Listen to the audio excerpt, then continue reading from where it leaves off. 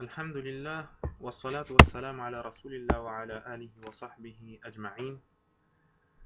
Amma ba'd.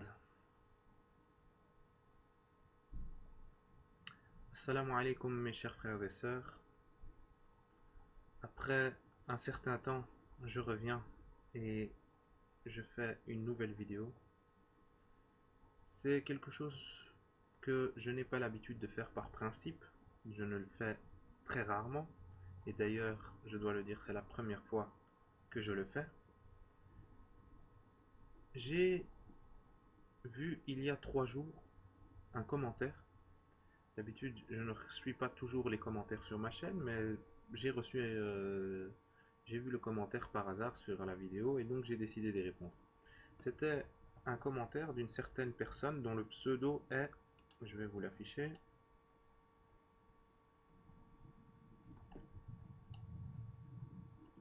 Voilà. Donc, le pseudo de la personne, c'est Amour de Dieu Cotingo. Donc, il y a 3 jours, son message est venu. Je prétends l'avoir vu il y a 3 jours, je ne me souviens plus. Donc, au pire des cas, je l'ai vu il y a 3 jours. Donc, ouais, je l'ai vu il y a 3 jours puisque j'ai répondu. Donc, je l'ai vu le jour même à laquelle il m'a envoyé le message. Bonsoir à tous les musulmans, que la paix de Jésus soit sur vous tous. Que la paix de Jésus soit sur vous tous. J'ai une seule question à poser aux musulmans. Il n'a qu'une seule question à poser aux musulmans. Pourquoi vous ne croyez pas à la Bible? Si quelqu'un pourrait m'aider à comprendre. Merci. En ayant lu ceci, je me suis dit que cette personne est sincère, en quête de vérité. Pourquoi? Puisqu'il dit qu'il n'a qu'une seule question à poser aux musulmans, c'est-à-dire qu'il a seulement cette question-là qui reste en suspens, et sa question c'est pourquoi vous ne croyez pas à la Bible.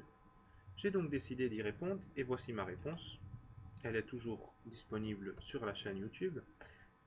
C'est sur cette vidéo-là, débat islamo-chrétien, islam-christianisme, religion de paix ou de guerre. J'ai répondu, bonjour, ta question me semble sincère, c'est pourquoi j'ai décidé d'y répondre. Mais avant de répondre, permettez-moi de vous expliciter le point de vue islamique sur la chose. L'islam est la seule religion non chrétienne qui impose à ses fidèles de croire en Jésus. Aucun musulman ne peut être musulman s'il ne croit pas en l'existence de Jésus paix sur lui. Nous croyons qu'il est né miraculeusement. Nous croyons qu'il a donné vie aux morts par la permission de Dieu. Nous croyons qu'il a guéri les aveugles et les lépreux par la permission de Dieu. Mais il y a 3 points de divergence majeurs. La première étant la divinité du Christ, ensuite la crucifixion de Jésus, et le dernier est la véracité du message biblique. Voilà, là j'ai introduit donc les points majeurs qui posent problème entre nous. Et lui prétend n'avoir qu'une seule question à poser, c'est-à-dire ainsi il connaît la réponse à toutes les 2 autres problèmes que nous avons entre nous, c'est-à-dire entre les musulmans et les chrétiens, c'est-à-dire la divinité du Christ. Il a son avis dessus, et justement, il croit que Jésus est Dieu, puisqu'il dit que la paix de Jésus soit sur vous tous. Il prétend par son introduction que Jésus est Dieu. Et le deuxième point de divergence, c'est la véracité du message du prophète Muhammad sallallahu alayhi wa sallam. C'est la crucifixion de Jésus, pardon. Ce sont la crucifixion de Jésus. Et là-dessus, avec ce qu'il a dit, nous ne pouvons pas dire s'il croit en la crucifixion de Jésus ou pas. Mais ce que l'on peut dire, c'est qu'il admet que Jésus est Dieu par sa salutation.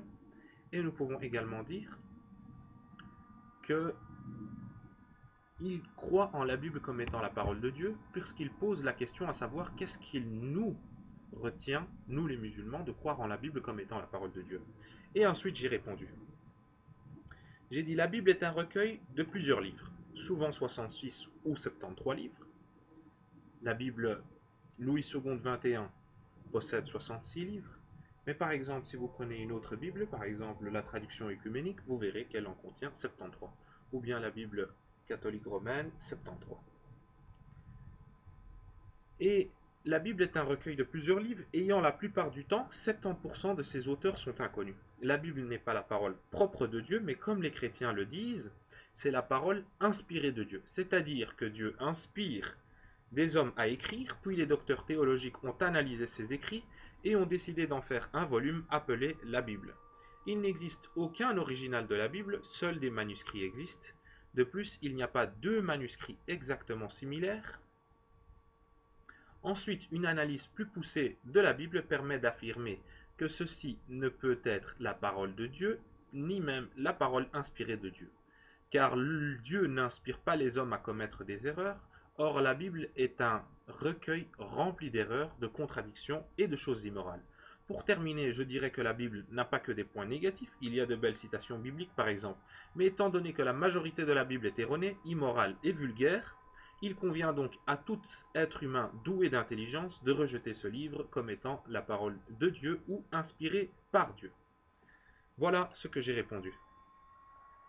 Je pensais ce chrétien comme étant une personne sincère. C'est ce que j'ai dit au tout début, c'est que ta question me semble sincère.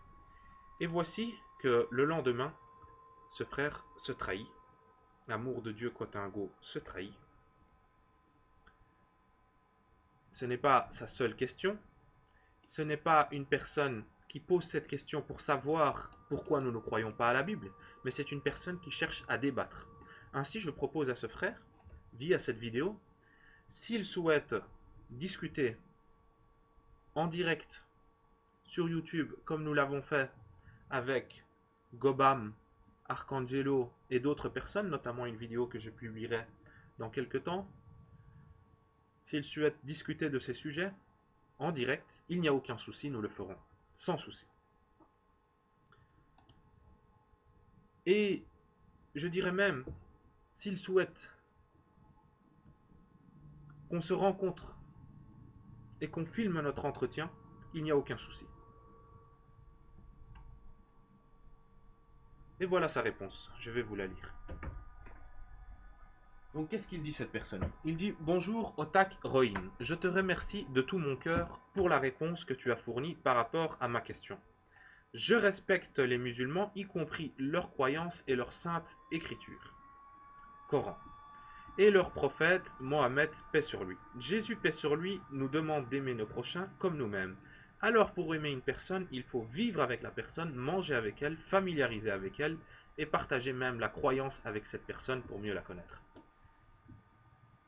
Et regardez ce qu'il dit: moi j'ai vécu au pays des musulmans, je ne sais pas où il a vécu, mais sûrement dans un pays africain, puisque cette personne est africaine, donc sûrement dans un pays africain, nous pouvons le voir via sa photo.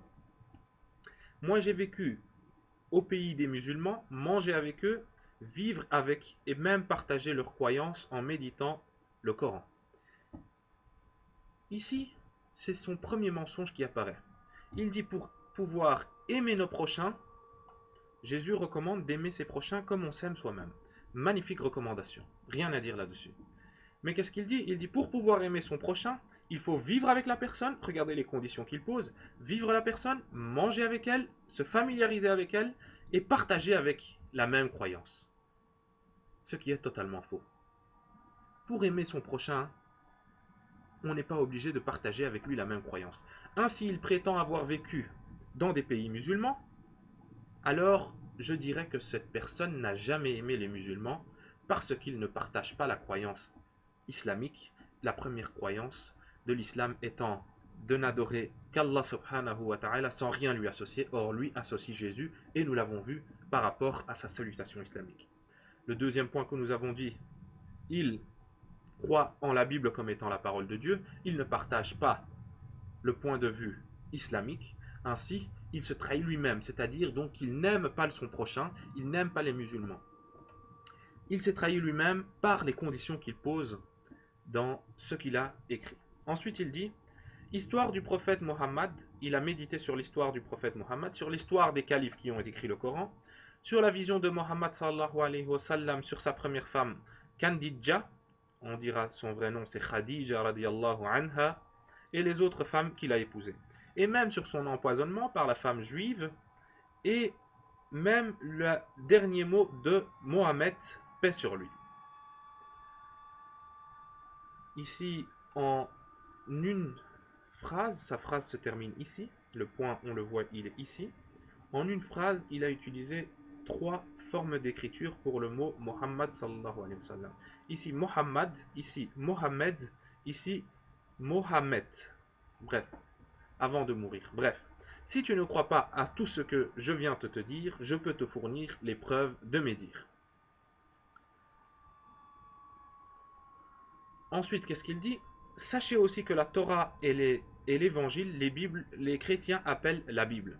Alors tu as dit que vous croyez à Jésus et à tous ses miracles, mais vous ne croyez pas à la Bible, parce que ce n'est pas la parole de Dieu.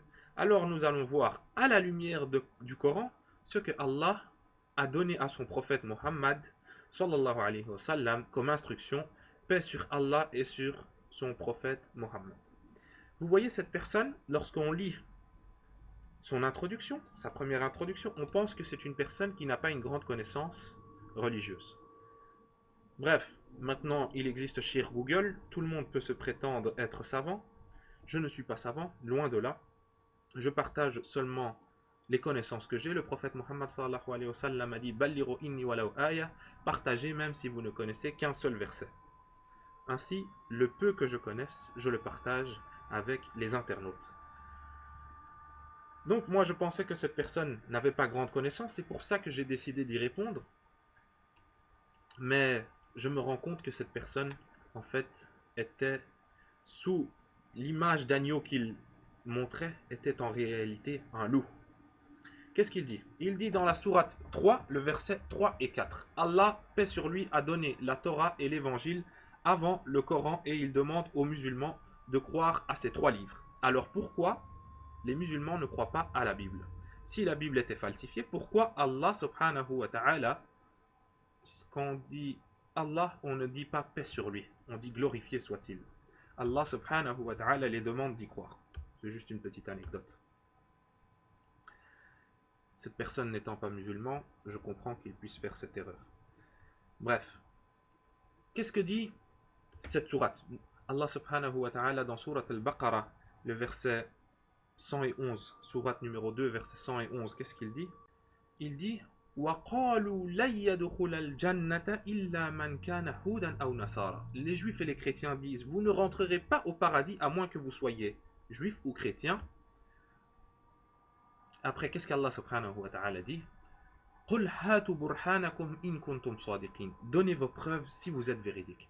Voilà, cette personne nous dit que notre croyance est erronée, c'est ce qu'il prétend avec son introduction, et ce qu'on va lire par la suite, c'est ce qu'il dit, c'est que nous sommes dans l'erreur, et il nous a donné ses preuves. Ces preuves que voici.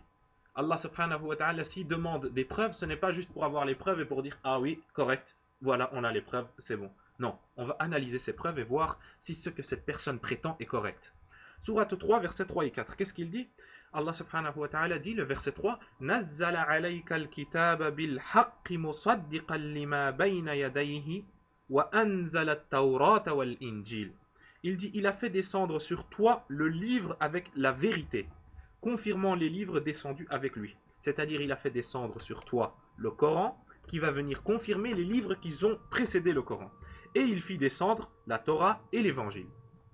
Voilà. Et après, le verset 4, puisqu'il cite aussi le verset 4, Min qablu hudan linnasi wa anzala al-furqan. Il dit, ici, en fait, ces deux versets sont en lien. Il fit descendre la Torah et l'Évangile auparavant en tant que guide pour les gens. Et il a fait descendre le discernement, wa anzala al-furqan, et il a fait descendre le discernement, c'est-à-dire le Coran. Voilà ce que Dieu dit. Et ensuite, qu'est-ce qu'il dit? Il dit Inna alladhina kafaru bi ayati Allahi lahum adhabun shadidun wallahu azizun zuntiqam. Il dit ceux qui ne croient pas aux révélations de Dieu auront certes un dur châtiment et Dieu est puissant, détenteur du pouvoir de punir. Et alors ces questions, on va les répondre. Nous avons lu maintenant ces versets, nous savons de quoi elles parlent, nous allons donc répondre à ces questions. Alors pourquoi les musulmans ne croient pas à la Bible? Pourquoi les musulmans ne croient pas à la Bible? Je l'ai déjà dit plus haut. On ne va pas répéter ce qu'on a déjà dit. Si la Bible était falsifiée, pourquoi Allah subhanahu wa ta'ala demande aux musulmans d'y croire à la Bible? Je n'ai pas connaissance d'un seul verset dans tout le Saint-Coran, Le Saint-Coran est un recueil de plus de 6000 versets. Dans 6000 versets, je n'ai pas connaissance d'un seul verset dans lequel Allah subhanahu wa ta'ala nous demande de croire en la Bible. Allah subhanahu wa ta'ala dans ce verset-là, qu'est-ce qu'il dit? Il dit Innal ladhina kafaru bi ayatillah. Ceux qui ne croient pas aux signes de Dieu. Ayat, c'est signe. Ceux qui ne croient pas aux signes de Dieu, aux révélations de Dieu. Nous, on croit aux révélations de Dieu. On croit que Dieu a révélé la Torah, qu'il a révélé l'évangile, et ainsi qu'il a révélé le Zabour, c'est-à-dire les psaumes.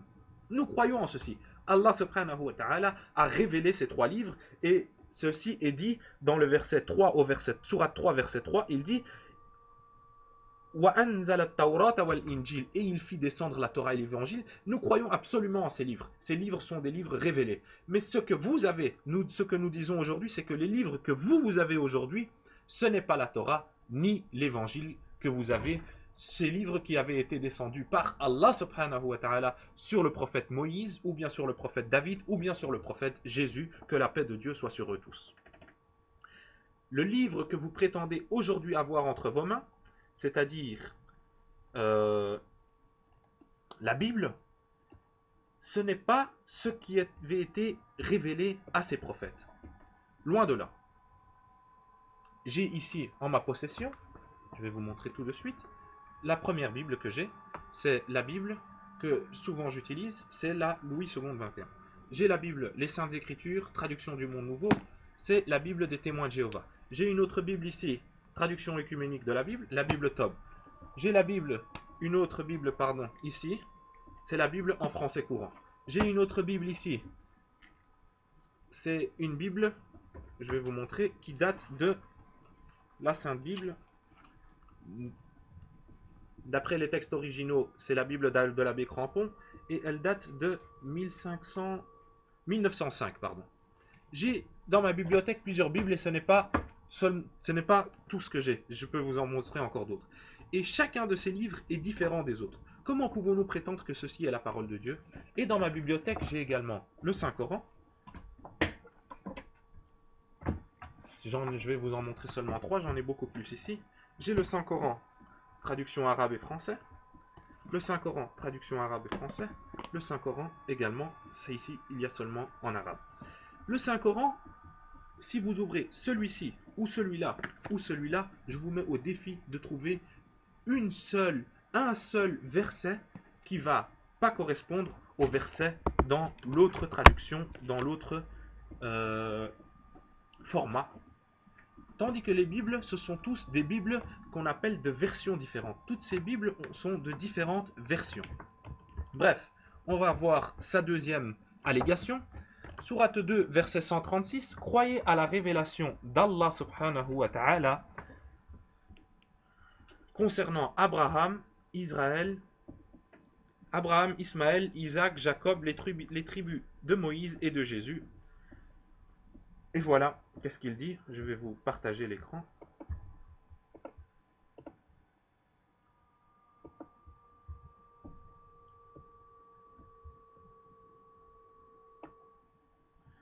Qu'est-ce qu'il dit? Dans Surat Baqarah, verset 236, croyez aux révélations qui a été faites à toutes ces listes de prophètes. Et ensuite, qu'est-ce qu'il dit? Il dit Allah subhanahu wa ta'ala s'est arrêté ici. Ça veut dire il s'est arrêté après Jésus. Sur Jésus, c'est-à-dire l'évangile.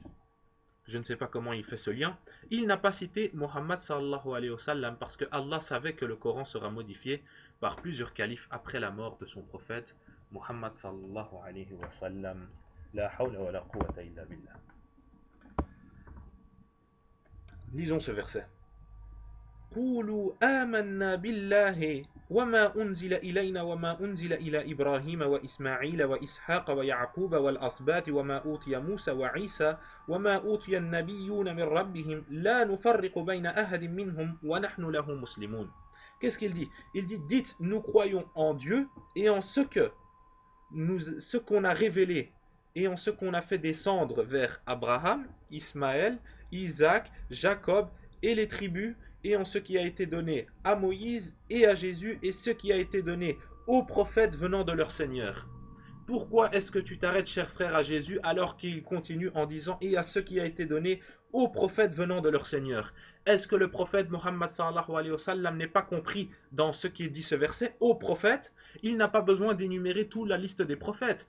Dans le Coran cite 25 prophètes, il n'a pas besoin d'énumérer les 25 prophètes. Et dans un hadith authentique, on dit qu'il y a plus de 124 000 prophètes qui sont venus sur la surface de la terre. Dieu n'a pas besoin d'énumérer tous ces prophètes. Il a cité certains des prophètes et il a fait abstraction sur le dernier. Ça ne sert à rien de dire que ici, c'est un verset dans lequel on dit aux musulmans, si on lit le verset plus loin, les chrétiens et les juifs disent soyez juifs ou chrétiens et vous serez sur la bonne voie. Et Allah subhanahu wa ta'ala nous dit de leur répondre que nous croyons en ce qui vous a été révélé. Nous croyons aux révélations que ces prophètes ont reçues. Ça, c'est ce qu'Allah subhanahu wa ta'ala nous demande de dire aux musulmans. Alors pourquoi est-ce qu'ici il va citer le prophète Mohammed sallallahu alayhi wa sallam mot à mot? Ça ne sert à rien, puisque le prophète Mohammed sallallahu alayhi wa sallam est présent. Et que si nous sommes musulmans, c'est parce que nous croyons déjà en lui. Donc, ce que le frère dit est complètement insensé. Ça fait deux versets qu'il cite, hors contexte, et il trahit ce que Allah subhanahu wa ta'ala veut dire. Et ensuite il dit, parce que Dieu savait que le Coran sera modifié. Oh là là, ça c'est la chose que je n'ai jamais vue. C'est une allégation mais complètement stupide. Allah subhanahu wa ta'ala dit Inna nahnu nazzalna dhikra wa innahu lahafizun. C'est nous qui avons fait descendre ce livre et c'est nous qui allons le préserver. Allah subhanahu wa ta'ala se donne lui-même en garantie comme quoi c'est moi-même qui vais le préserver. Je n'ai pas besoin de vous. Je n'ai pas besoin de ces 100 millions de personnes qui connaissent le Coran par cœur. Non, non, non. Vous ne servez à rien. C'est moi-même qui vais le préserver. Peu importe ce que vous faites de ce livre, c'est moi qui vais le préserver. Allah subhanahu wa ta'ala porte cette charge sur lui-même. Et lui, voici qu'il nous dit que Allah subhanahu wa ta'ala lui-même savait que ce livre, que le Coran allait être modifié. Bref. Ensuite, il cite, lisons ici, Sourate 5, verset 68. Dieu a envoyé Jésus, paix sur lui, pour confirmer la Torah et l'Évangile, qui est la lumière d'Allah, Alors, si le Coran a dit que Allah a envoyé Jésus pour confirmer la Torah et l'Évangile, qui est lumière d'Allah, pourquoi les musulmans préfèrent le Coran au lieu de la Torah? Pourquoi Allah n'a pas choisi Mohammed pour confirmer la Torah et l'Évangile? Bon, sa question est un peu tout d'abord incompréhensible. On va relire ce qu'il dit et essayer de comprendre ce qu'il veut dire par là. J'ai déjà lu, j'ai déjà essayé de comprendre, mais je viens d'oublier ce qu'il voulait dire. Dieu a envoyé Jésus pour confirmer la Torah et l'Évangile, qui est lumière d'Allah. Donc il dit que l'évangile est la lumière d'Allah. Alors si le Coran a dit que Allah a envoyé Jésus pour confirmer la Torah et l'évangile, qui est lumière d'Allah, qui est l'évangile et la lumière d'Allah, pourquoi les musulmans préfèrent le Coran au lieu de la Torah et l'évangile? Je ne sais pas d'où est-ce qu'il a entendu que les musulmans préfèrent le Coran à la Torah et à l'évangile. Je ne sais pas d'où il a entendu ceci. Nous croyons au Coran comme étant un livre révélé par Allah subhanahu wa ta'ala et nous avons un amour propre pour le Coran. Nous essayons de le connaître par cœur, nous essayons de mémoriser ces versets, de méditer sur ces versets. Nous avons un amour propre pour le Coran parce que nous l'avons aujourd'hui à portée de main. La Torah et l'Évangile, nous ne l'avons pas à portée de main. Ce que vous prétendez être la Torah et l'Évangile, la Bible, ce n'est pas la parole de Dieu. Et nous pouvons donner mille et une preuves différentes pour vous prouver que ceci, pour un être doué d'intelligence, il ne peut pas accepter ce livre comme étant la parole de Dieu. Ainsi, si la Torah et l'Évangile qui avaient été révélés à ces prophètes seraient aujourd'hui en notre possession, nous aurions eu le même amour pour la Torah et l'Évangile. Et lisons maintenant ce que ce verset il dit. Ce verset dit قُلْ يَا أَحْلَ الْكِتَابِ لَسْتُمْ عَلَى شَيْءٍ حَتَّى تُقِيمُونَ التَّوْرَاةَ وَالْإِنْجِيلَ. C'est un verset, si vous vous rappelez, que dans ce débat même, dans un débat précédent sur la crucifixion, le frère Arcangelo, un chrétien, avait cité قُلْ يَا أَحْلَ الْكِتَابِ لَسْتُمْ عَلَى شَيْءٍ حَتَّى تُقِيمُونَ التَّوْرَاةَ وَالْإِنْجِيلَ, qui dit ô les chrétiens, ô les gens du livre, les juifs et les chrétiens, vous ne tenez sur rien. Allah subhanahu wa ta'ala nous dit de vous dire à vous que vous ne tenez sur rien. Vous êtes zéro. Vous êtes nulle part. tant que vous ne vous conformez pas à la Torah et à l'évangile. Pourquoi est-ce que Allah subhanahu wa ta'ala vous demande de vous conformer à la Torah et à l'évangile? Parce que justement, vous ne suivez pas la Torah et l'évangile. Pourquoi? Parce que ces livres ne sont pas en votre possession et que vous avez trahi ce qui avait été révélé. Et ensuite, ce verset ne s'arrête pas ici. وَمَا أُنزِلَ إِلَيْكُم مِّن رَبِّكُم. Et ce qui a été descendu de la part de votre Seigneur. Qu'est-ce qui a été descendu de la part de votre Seigneur? Si vous lisez n'importe quelle traduction, vous verrez que cela parle du Coran. Tant que vous ne vous conformez pas au Coran, vous ne tenez sur rien. Et non, il n'a pas seulement cité le Coran, il a cité la Torah et l'Évangile. Pourquoi? Parce qu'il sait que ceci contient le même message. C'est un message unique qui demande d'adorer seulement Allah subhanahu wa ta'ala sans lui faire d'association. Et ensuite, je ne sais pas d'où il a vu que dans ce verset on dit que l'Évangile est lumière. Dans le verset 68, on ne dit nulle part que l'Évangile est lumière. Donc ceci est une invention faite par ce frère, c'est un mensonge qu'il a fait. Et ensuite, qu'est-ce qu'il dit? Pourquoi Allah subhanahu wa ta'ala n'a pas choisi Muhammad sallallahu alayhi wa sallam pour confirmer la Torah et l'évangile? Attendez, mais ça c'est la plus grande merveille que je vois. Il dit que Dieu a choisi Jésus pour confirmer la Torah et l'évangile. L'évangile n'a-t-il pas été révélé sur Jésus, paix sur lui? Comment est-ce que Jésus peut confirmer l'évangile si lui-même a reçu l'évangile? Dieu a choisi Muhammad sallallahu alayhi wa sallam, il lui a révélé le Saint-Coran qui confirme l'évangile et la Torah. C'est ce qui avait été cité dans le verset 3 de Surat al-Imran, versets 3 et 4 de Surat al-Imran. Il l'a récité plus haut et 2 versets plus loin, il oublie que Allah subhanahu wa ta'ala dit que c'est le Coran qui confirme la Torah et l'évangile. Tout simplement parce que Allah savait, puisqu'il est Dieu, que le troisième livre Coran sera falsifié par les hommes. Sachez aussi que le Coran a existé 1400 ans après Jésus. D'où est-ce qu'il sort ceci? Le Coran a existé 1400 ans après Jésus. Jésus est né en l'an 0. S'il prétend que le Coran est apparu 1400 ans après Jésus, ce qui est complètement faux. Le Coran est apparu en 600 ans, plus ou moins 600 ans après Jésus. Le prophète Mohammed sallallahu alayhi wa sallam est né en 570. Il a reçu la première révélation en 610. C'est-à-dire que le Coran a été révélé en 610 ans après Jésus. Le Coran, on peut dire qu'il a existé depuis la venue de Jésus, du prophète Mohammed sallallahu alayhi wa sallam jusqu'à aujourd'hui, plus de 1400 ans. Ça, on peut le dire. Ça veut dire que Dieu, avant le Coran, Dieu agit au milieu de son peuple. Bref, c'est incompréhensible ce qu'il dit ici. Passons à la suite.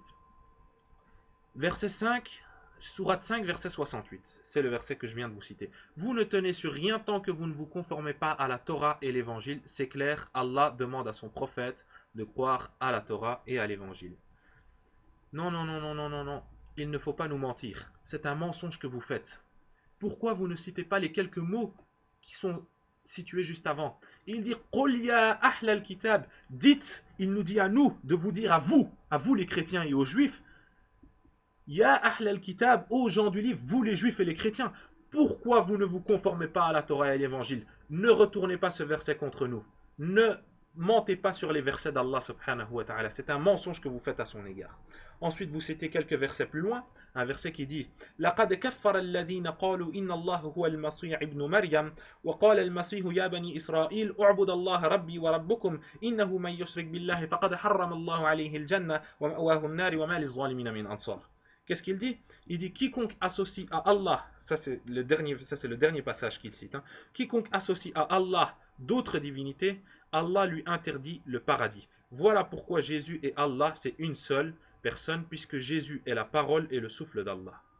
Mais comment peut-il faire un lien entre ce verset et sa proclamation? Il n'y a aucun lien. Allah subhanahu wa ta'ala dit que quiconque associe à Dieu d'autres divinités, Dieu lui interdit le paradis, et son refuge sera le feu, et pour les injustes, il n'y a point de secoureur. Et s'il cite le verset complètement, puisque là, il n'y a pas de contexte dans d'autres versets plus haut, mais s'il cite le verset complètement, qu'est-ce qu'il dit? Il dit, certes sont des mécréants ceux qui disent que Dieu c'est le Messie, fils de Marie, ceux qui disent que Jésus est Dieu. Certes sont des mécréants ceux-là, et leur refuge sera l'enfer, et pour cela il n'y a point de secoureur. Encore une fois, il ment sur le verset qu'Allah subhanahu wa ta'ala a révélé. Encore une fois, ça fait dans 5 versets que nous analysons, 5 mensonges que le frère profère. Sourate 4, verset 176. Sourate Al-Imran, Sourate An-Nisa, pardon, au verset 176. Qu'est-ce que dans ce verset nous dit Allah subhanahu wa ta'ala? Si nous lisons ce que lui dit, il dit sa parole qu'il envoya à Marie et un souffle de vie venant de lui, le souffle d'Allah, c'est Allah lui-même et la parole d'Allah, c'est toujours Allah lui-même. Voilà pourquoi on ne peut associer à Dieu d'autres divinités.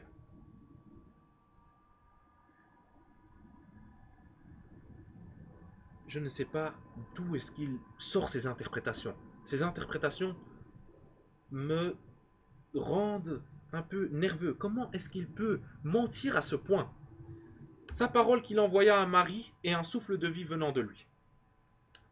Qu'est-ce qu'il dit dans ce verset? Allah subhanahu wa ta'ala, dans le sourate 4, verset 176, et il te demande ce qui a été décrété.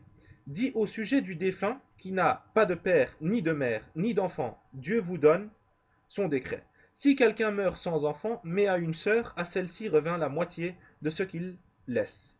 Et lui héritera d'elle en totalité, si elle n'a pas d'enfant, mais s'il a 2 sœurs.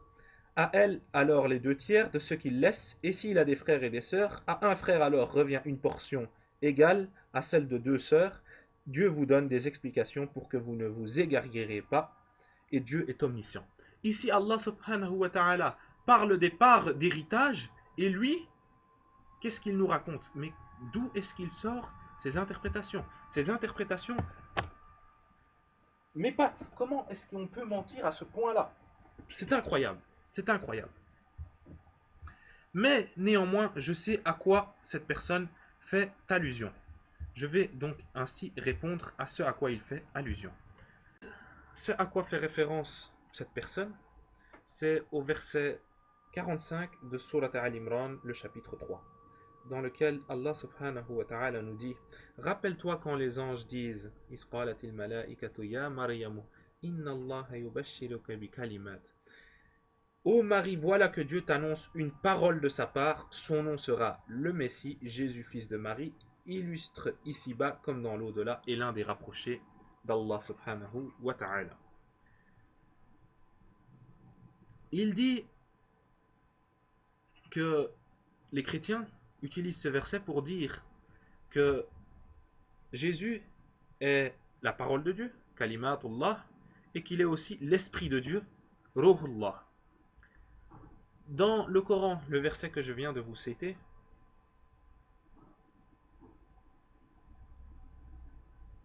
Jésus n'est pas dit comme étant la parole de Dieu, mais il est dit comme étant une parole de sa part, comme étant une parole de Dieu. Une parole de Dieu signifie un message de Dieu. Si une personne se réfère à la parole de Dieu, c'est-à-dire qu'il se réfère au messager de Dieu. Et puis, donner ce titre à un prophète ne signifie pas que tous les autres ne sont pas de ce point-ci. Qu'est-ce que je veux dire par exemple par là? Le prophète Ibrahim alayhi salam, il est décrit dans le Coran comme étant Khalilullah, c'est-à-dire l'ami de Dieu. Est-ce que cela signifie que les autres prophètes sont les ennemis de Dieu? Est-ce que cela signifie que Jésus serait l'ennemi de Dieu? Non, non, non, non, non. Ce n'est pas parce que Dieu donne un certain titre à un prophète que d'office les autres ne peuvent pas avoir le même titre. Le prophète Moïse, il est dit comme étant Kalimullah, c'est-à-dire celui à qui Dieu a parlé. Est-ce que cela veut dire que tous les autres prophètes n'ont jamais parlé à Dieu? Non, non. Vous voyez, ce n'est pas parce qu'un titre a été donné à une personne que ce titre lui est exclusif et que tous les autres n'ont pas fait la même chose. Non. Donc, si Jésus est une parole de Dieu, tous les autres prophètes sont également une parole de Dieu. Et vous voyez, les chrétiens sont très forts pour citer ce passage. Très fort. 3 verset 45, sauf ce chrétien-là qui, malheureusement, fait une erreur dans sa citation. Jean-Baptiste est référé dans la même sourate, au verset 38 et 39,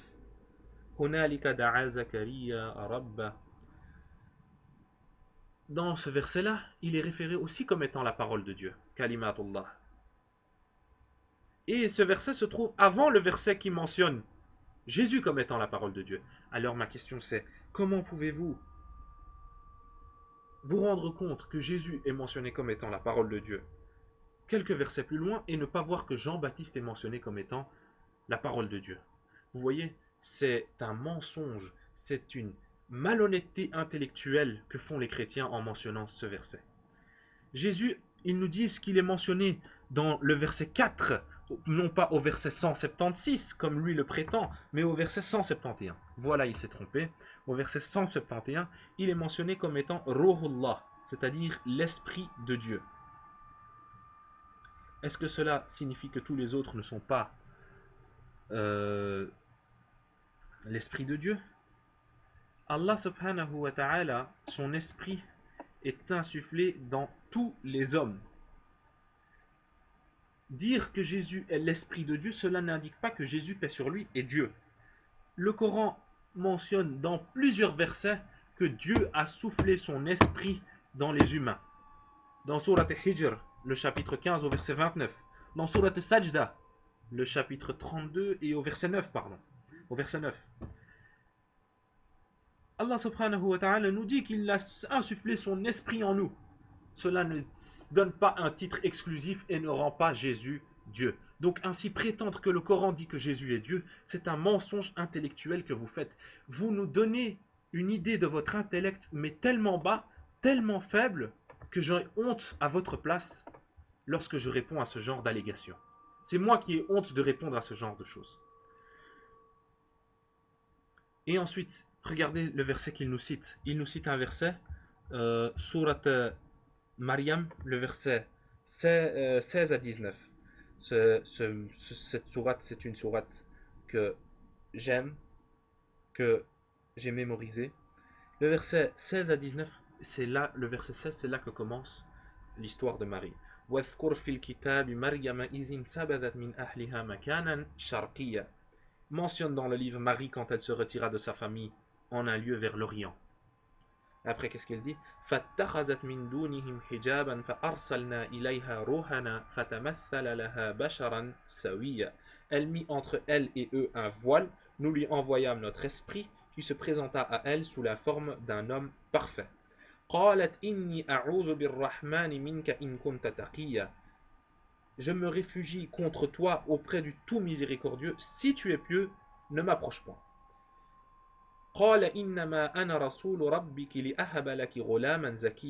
Il dit, je suis en fait un messager de ton Seigneur pour te faire don d'un fils pur. Et regardons ce que cette personne tire comme interprétation. Selon vous, quel est cet enfant pur que l'ange a fait le don à Marie? C'est cette stratégie, c'est une rhétorique pour nous impressionner en fait. C'est une rhétorique pour nous montrer que cette personne pure, c'est Jésus et que tous les autres sont considérés comme étant impurs. Et nous savons tous que seul Allah subhanahu wa ta'ala est pur. Attendez. Mais d'où est-ce qu'il sort cela? D'où est-ce qu'il sort cela? Est-ce que ça veut dire que nous sommes impurs? Mais d'où est-ce qu'il sort cela? Allah subhanahu wa ta'ala nous dit, n'approchez pas la prière, c'est-à-dire ne faites pas la prière pour moi tant que vous n'avez pas la pureté, tant que vous n'êtes pas pur. Est-ce que ça veut dire que nous sommes tout le temps impurs, puisque seul Jésus est né pur dans le monde? Mais cette interprétation est complètement absurde. Ça donne une idée mais tellement basse de l'intellect de la personne qui a écrit ceci. Cet argument, la personne qui a pensé à cet argument, est-ce que ça veut dire que cette personne qui a écrit cet argument est impure? Non mais, on va passer à la suite parce que c'est complètement absurde ce que cette personne dit. Ensuite, il nous cite Sourate 40, verset 55. Sourate 40, verset 55, c'est-à-dire Sourate Ghafir, le pardonneur, dans lequel il va donc citer un passage dans lequel il dit, l'ange demande à Mohammed sallallahu alayhi wa sallam d'implorer le pardon pour ses péchés et célébrer la gloire et la louange de son Seigneur soir et matin. Dans la Torah, Évangile et le Coran, tous les messagers ont commis les péchés sauf Jésus. C'est-il pourquoi? Parce que Dieu est saint, pur et sans péché. Bref, lisons ce, ce passage, mais on va le lire avec euh, le, le contexte. Il dit: nous secourons certes nos messagers et ceux qui croient dans la vie présente, tout comme au jour où les témoins se dresseront. Les témoins, ce sont les anges. Il dit: nous secourons certes nos messagers et ceux qui croient, c'est-à-dire les messagers, tous les messagers, puisqu'il dit nos messagers, c'est-à-dire tous les messagers, et ceux qui croient, c'est-à-dire les musulmans. C'est-à-dire que nous venons en aide aux messagers et aux musulmans. Nous les venons en aide non seulement dans la vie ici-bas, mais également dans l'au-delà. Au jour où leurs excuses ne sera pas utile aux injustes, tandis qu'il y aura pour eux la malédiction et la pire demeure. Ensuite il dit: en effet nous avons apporté à Moïse la guidée et fait hériter aux enfants d'Israël le livre, une guidée et un rappel aux gens doués d'intelligence. Endure donc, car la promesse de Dieu est vérité. Implore le pardon pour ton péché et célèbre la gloire et la louange de ton Seigneur, soir et matin. Ce verset ne s'adresse pas seulement au prophète Mohammed sallallahu alayhi wa sallam, il s'adresse à toute l'humanité. Il s'adresse à toute l'humanité. Et s'il dit que le prophète Mohammed sallallahu alayhi wa sallam est compris dans ce verset, qu'il a commis des péchés dont nous ne renions pas, on dira: j'ai parlé sur ce sujet, il a commis des erreurs et non pas des péchés. C'est quelque chose que j'ai déjà parlé. Vous pouvez voir une vidéo que j'ai faite, Introduction à l'islam. Je vais voir le titre de la vidéo, Introduction à l'islam. Euh, j'ai parlé là-dessus, c'est la prophétie. C'est dans Introduction à l'islam, la prophétie et ses caractéristiques. Je ne sais plus. Euh, non, c'est la prophétie et ça. J'ai oublié le. C'est sûrement la finalité, quelque chose comme ça, la finalité de la prophétie. Euh, ça doit sûrement être ça. Ouais. Bref, en tout cas, c'est dans le blog de la prophétie, j'ai parlé là-dessus, sur les erreurs que peuvent commettre les prophètes. Vous pouvez voir cette vidéo, vous aurez une réponse parfaite. Je ne le ferai pas ici car nous sommes déjà à plus de 40 minutes de vidéo. Donc, ici, il dit que Mohammed est compris dans ce verset. S'il prétend que Mohammed est compris dans ce verset, dont nous n'avons aucun problème à dire cela, nous devons admettre que tous les autres prophètes sont également compris, puisqu'il dit en nos messagers, ainsi Jésus est également compris dans ce verset. Et dire que Allah subhanahu wa ta'ala proclame que Jésus est Dieu, c'est complètement absurde. Il suffit de lire les versets que lui-même a cités plus haut, mais dont il ne cite pas la totalité du verset, et il prend seulement 2 ou 3 mots. Il suffit de citer ces versets-là. Pardon. لقد كفر الذين قالوا إن الله هو المسيح ابن مريم. Sourate Maïda, verset 72. Il suffit de citer ces versets-là, et cela est suffisant. Voilà, il nous cite ensuite Sourate Yunus, chapitre 10, verset 94. Ce verset dans lequel Allah subhanahu wa ta'ala dit: فإن كنت في شك مما أنزلنا إليك فاسأل الذين يقرؤون الكتاب من قبلك لقد جاءك الحق من ربك فلا تكونن من الممترين. Il a donc traduit ce verset et dans la traduction est exacte. Il n'a pas menti cette fois-ci sur la traduction. Il dit: et si tu es en doute sur ce que nous avons fait descendre vers toi, interroge ceux qui lisent le livre révélé avant toi, c'est-à-dire les chrétiens. Allah demande à son prophète, même à son prophète, d'interroger les chrétiens s'ils ne croient pas à la Torah et à l'évangile. Tout d'abord, j'aimerais te corriger. Ce verset ne s'adresse pas uniquement au prophète Mohammed sallallahu alayhi wa sallam. Pourquoi le nom du prophète Mohammed sallallahu alayhi wa sallam n'a pas été cité dans ce verset? Il suffit de lire. Je vais le relire en arabe. فإن كنت في شك مما أنزلنا إليك فاسأل الذين يقرؤون الكتاب من قبلك لقد جاءك الحق من ربك فلا تكونن من الممترين. Le nom du prophète n'a pas été cité ici. Il s'adresse à tous les musulmans. Mais venons-en et citons ce verset, le contexte de ce verset. Si vous lisez ce verset, il faut comprendre quel était le contexte dans lequel ce verset a été révélé. Il y a un verset qui avait été révélé dans le Coran, dans lequel on nous dit que le nom du prophète Mohammed sallallahu alayhi wa sallam l'annonce du prophète Muhammad sallallahu alayhi wa sallam était faite dans, dans la Torah et l'évangile, et les musulmans ne savaient pas, et Allah subhanahu wa ta'ala dit, et si vous êtes dans le doute que le nom du prophète est mentionné dans le Coran, alors allez demander aux chrétiens et aux juifs. Pourquoi? Parce que justement, ils attendaient un prophète.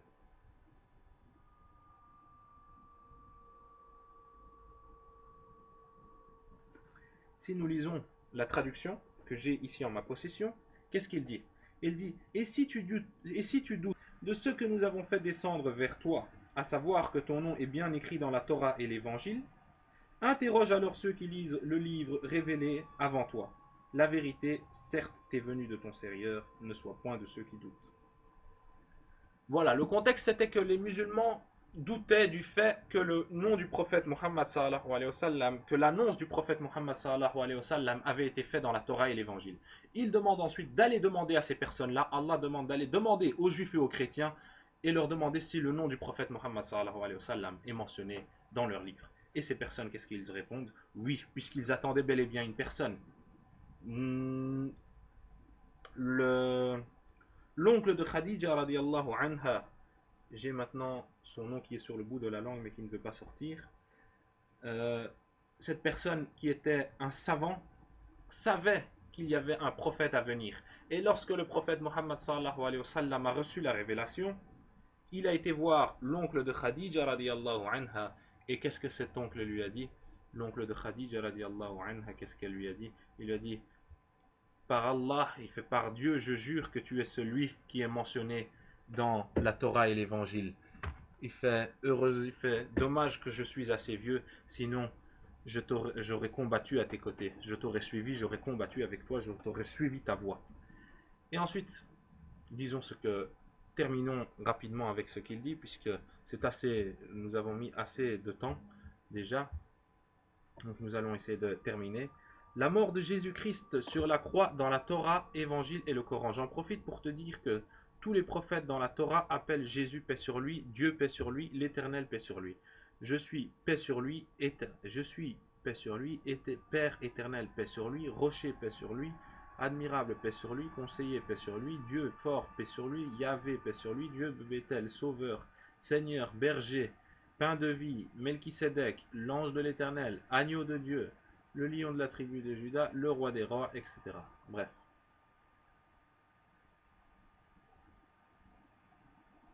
Ah, je viens de comprendre ce qu'il veut dire par là.